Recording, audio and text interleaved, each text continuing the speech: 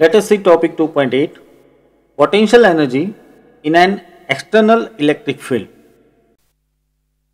We will see basically three cases. First is potential energy of a single charge in an external field. Second is potential energy of a system of two charges in external field. And the third is potential energy of a dipole in an external field. Let us see the first. Here we need to find out the potential energy of a single charge in external field. Now this is nothing new. You already studied about the potential of a point like charge in some external field. But here we are going to take a general case of electric field. Means up to now we have taken a point like charge which was producing some electric field. Means it was something like this, that here is a charge and it is producing some electric field like this, and in that case we have kept or we have brought a point like charge, let us say here, and we need to find out the potential energy of this charge. Let us say call this as small q. So we need to find out the potential energy of this charge. This is the charge capital Q which is producing the electric field, and that electric field is, let us say, E, and this small charge Q is kept, and we have derived the equation also of potential energy in such case, and that was U is equal to QV. But here we are going to see a general case. That means we can consider any type of electric field produced by any sort of source.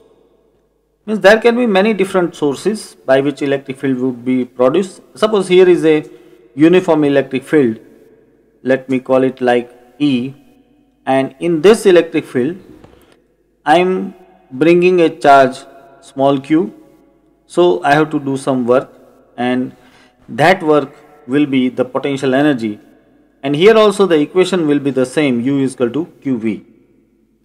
As per the definition of potential energy, it is like potential energy of a charge is the work done on a q charge for bringing it from infinite to the given place, given point in the electric field. That is known as potential energy at that particular point. So it is applicable for both of these cases. The same equation can be applied for both of these cases. Yeah, we can do one more thing, that we can write this equation in more general way by saying, let us say UR is equal to QVR, where VR specifically potential at a position vector R. It is VR is taken as a potential at some position vector R. So to specify the particular point, we can use this equation as well. As we have seen that this charge is having some potential energy in the electric field. So now if we release it, it will gain a kinetic energy. The reason is very simple. Right now you can see this charge is in this electric field. The electric field is in right side direction. So this charge will feel a force in the direction of electric field. That means in the right side direction. So due to that force in the direction of electric field, it will move. So it will gain some velocity. That means it will gain some kinetic energy. And that kinetic energy will be equal to the potential energy of this charge at this place. On that basis, on this fact, we can derive the definition of electron volt. You know that electron volt is a unit of energy. It is basically used for very small particles, energy of very small particles, that we can derive from this fact, that if a charged particle in an electric field is having some potential energy, and now if you release it, it will gain a kinetic energy. Suppose one electron or one proton, obviously it is having charge equal to E, and we know that E is 1.6 into 10 raised to minus 19 coulomb. Here we are considering the positive magnitude only. I am not putting the minus sign for electron because I am concerned about the magnitude. So suppose we are putting this charge, that means one electron or one positron or one proton which is having charge equal to E in some external electric field, and we choose 2 points. Let me draw here. We choose this type of 2 points where the potential difference is delta V, and this delta V, that means the difference of potential, is, let us say, 1 volt between these 2 points. Now let me draw that this end is positive and this end is negative. Now we can understand that if you place any electron here, then it will gain a force in this direction, because obviously here the electric field will be from positive to negative like this. Due to this positive and negative charge, the electric field will be from positive to negative, and an electron will always feel a force opposite to the electric field. Or in other way, I can also say that this is negative charge and this is electron, that is also negative charge. This is electron which is also a negative charge, and so both of this negative charge will repel each other, and this positive charge will be pulling this electron towards it. So this electron will be moving with an accelerated motion. Right now here this electron is steady, and if you release it, it will start increasing its velocity. That means it will have an accelerated motion, and due to that accelerated motion it will reach here, and in that case the kinetic energy gained at this end can be sought out from the potential energy as we have discussed. So let me put all the values. The kinetic energy gained by electron after traveling this distance can be written as, let us say, K. Then K will be equal to the difference of potential energy, and that will be equal to Q into delta V. But here Q is the charge which is electron itself, and this is delta V, and so I can write it like 1.6 into 10 raised to minus 19 into delta V is 1 volt. So the kinetic energy will be equal to 1.6 into 10 raised to minus 19 joule. This is the kinetic energy gained by one electron due to a potential difference of 1 volt. If the particle was already having some kinetic energy in the beginning, then we can write the equation as change of kinetic energy, and that will be also 1.6 into 10 raised to minus 19 joule, and this itself is known as 1 electron volt. So we can write this K is 1 electron volt, or this delta K is 1 electron volt. So now we can conclude it like that if an electron or any other particle having charge equal to electron is kept in a potential difference of 1 volt, then it will gain a kinetic energy that is equal to 1.6 into 10 raised to minus 19 joule, which is also known as 1 electron volt. So in short, electron kept in a potential difference of 1 volt gain 1 electron volt of kinetic energy. The larger unit of energy are like kilo electron volt, mega electron volt, and so on. Now let us see the second subtopic, that is topic 2.8.2, that is potential energy of the system of two charges in external field. For this, let us take this electric field. Here I am taking uniform electric field, and suppose these are the two charges, let us say Q1 and Q2 in this electric field. For simplicity, we will take this Cartesian coordinate system, and we will also take a reference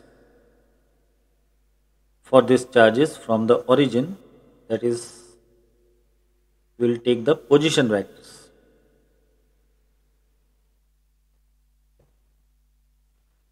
So here are the position vectors. Let us name it like R1 and R2, and this electric field is, let us say, E. Due to this electric field, there will be some potential at this point.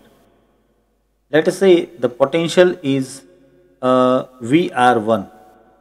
This is potential at a position vector R1, so we can call it like VR1, and here the potential is, let us say, VR2. It is at position vector R2, so I am naming it like VR2. Now these charges are kept in this electric field where the potentials are like VR1 and VR2, so their potential energy due to this electric field will be equal to Q1 VR1 and Q2 VR2. So let me name them. I'll put here the potential energy of the first charge is, let us say, Q1 and VR1, and for the second it will be Q2 and VR2. But this is not enough. Here these two charges are also having some potential energy due to themselves. Means if I place these two charges in space even, not in electric field, then also they are having the potential energy. And we know the equation, that is K Q1 Q2 upon R12. So first let me show the distance which will be required here as R12. Here is the distance, and let me name it like R12. So due to this distance between two charges, the potential energy will be there. So I will call it like U12, and that will be equal to, you can write K Q1 Q2 upon the distance R12. So now we can write total potential energy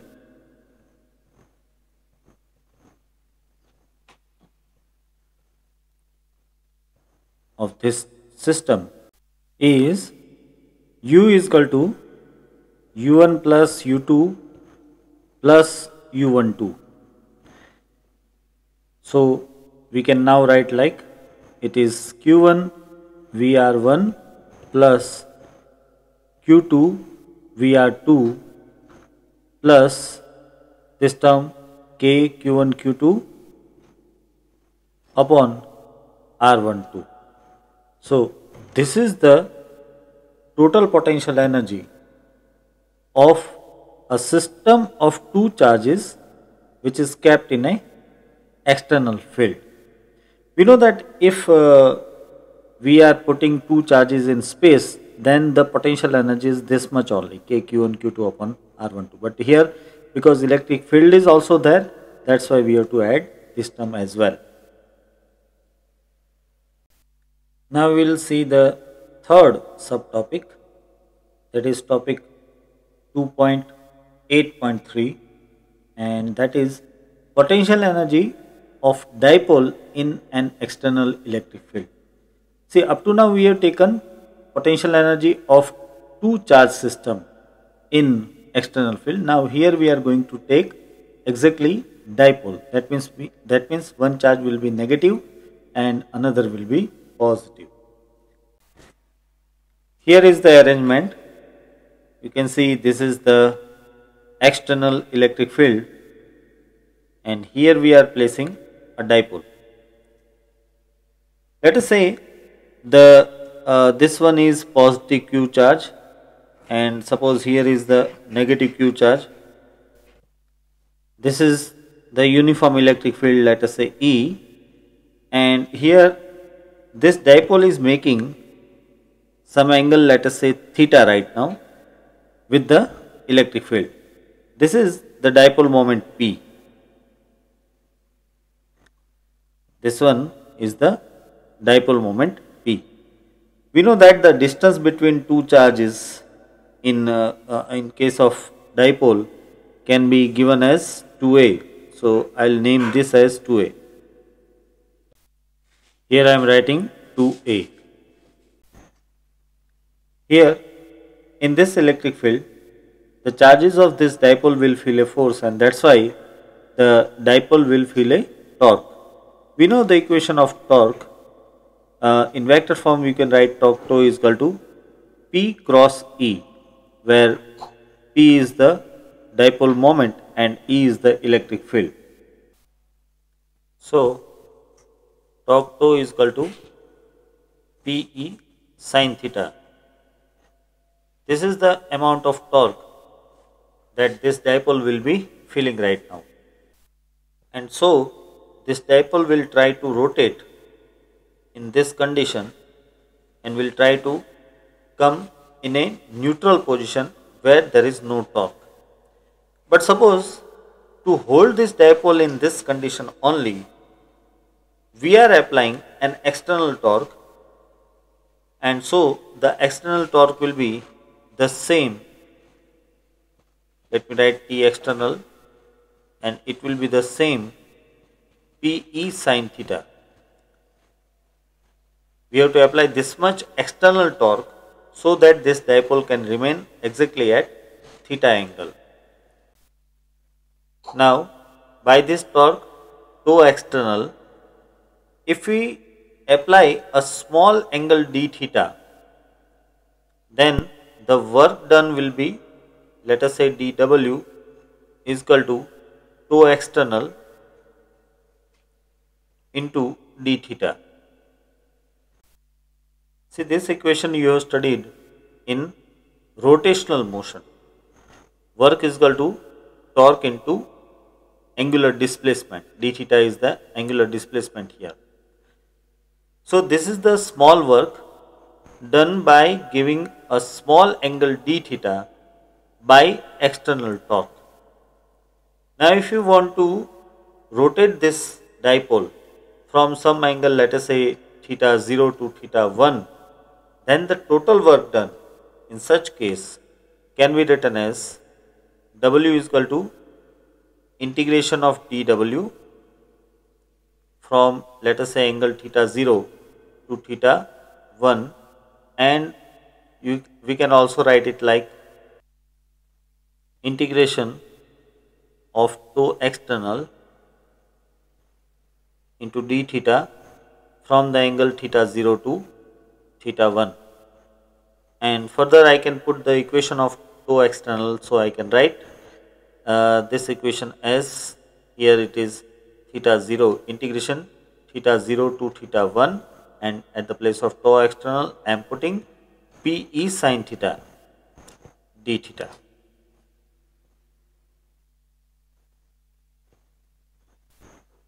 So this is the equation of work we are deriving for making an angle theta 0 to theta 1 of a dipole in an external electric field. Now let us solve this further. Here this work can be now written as W is equal to P E integration theta 0 to theta 1 and sine theta d theta. Here we have taken out P and E outside of the integration because P is a constant and E, which is a uniform electric field, is also constant. So remaining term is here sine theta in the integration. Now the integration of sine theta can be written as minus cos theta. So I will put here minus Pe cos theta. From the limit, here it is theta 0 to theta 1. And solving this further, we can now write minus Pe, and now this is cos theta 1 minus cos theta 0. So this is the work done on the dipole by the external torque to move it from angle theta 0 to theta 1. So obviously this work will be stored in form of potential energy. So I can take this equation as potential energy as well. So it is minus Pe and cos theta 1 minus cos theta 0. Now as we can do in every potential energy, that we can choose a reference point where the potential energy will be 0. So here I will choose a reference point where the potential energy can be 0. So for that, suppose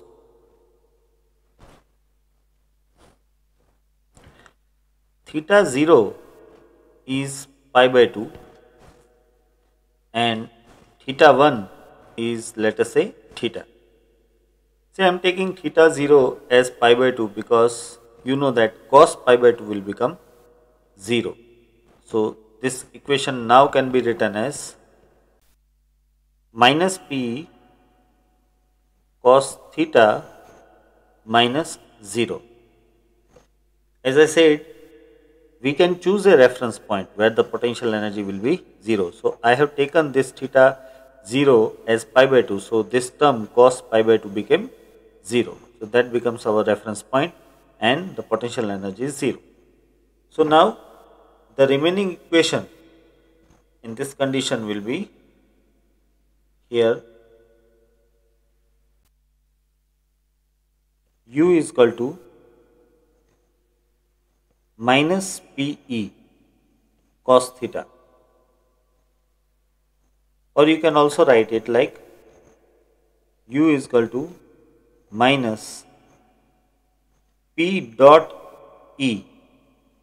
You know that P dot E will become P cos theta. That's why I am writing P dot E. So this is one equation of the potential energy for the dipole of dipole moment P kept in uniform electric field E. Along with this potential energy, the potential energy between the two charges of the dipole is also present, which we can name it like U dash, and U dash will be equal to, as per the equation, K Q1 Q2 upon R12. So here I will put minus K Q square upon 2A. See, both the charges are same, so they are just Q, that's why I have written here Q square, and the distance R12 was the distance between two charges. In case of dipole, that distance is 2A itself, and so this is the second potential energy present in case of this dipole. So now we can write total potential energy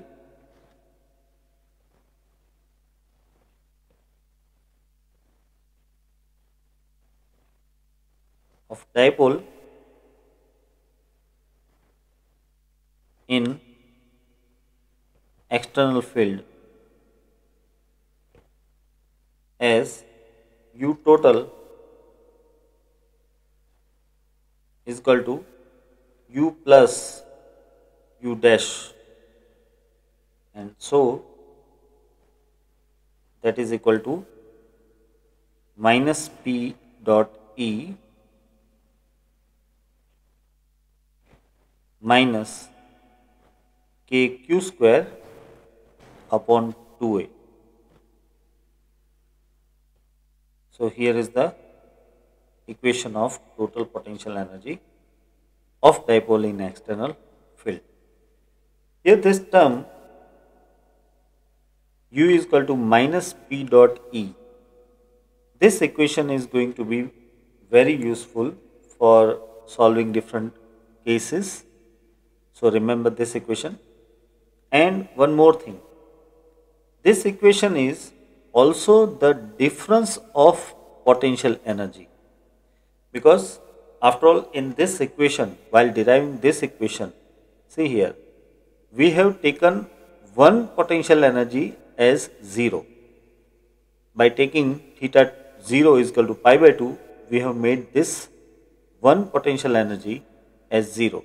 So that way this equation becomes a difference of potential energy.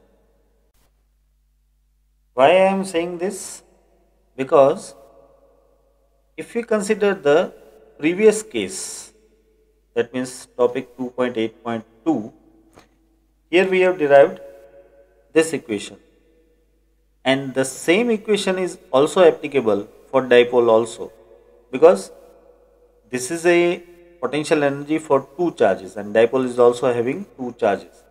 So if we will go with this equation now also in case of dipole, then also we will get the same answer which we have got right now, because see this term here for dipole, this will become Q and this will become minus Q, and so you can take Q as common, and so remaining term will be Q into bracket VR1 minus VR2.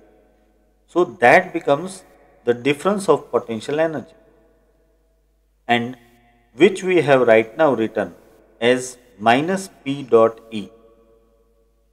And in this equation we'll put Q1 as Q and Q2 as minus Q. So this term will become minus KQ square upon R12, but R12 is again 2A, and so we will get the same equation what we have written right now,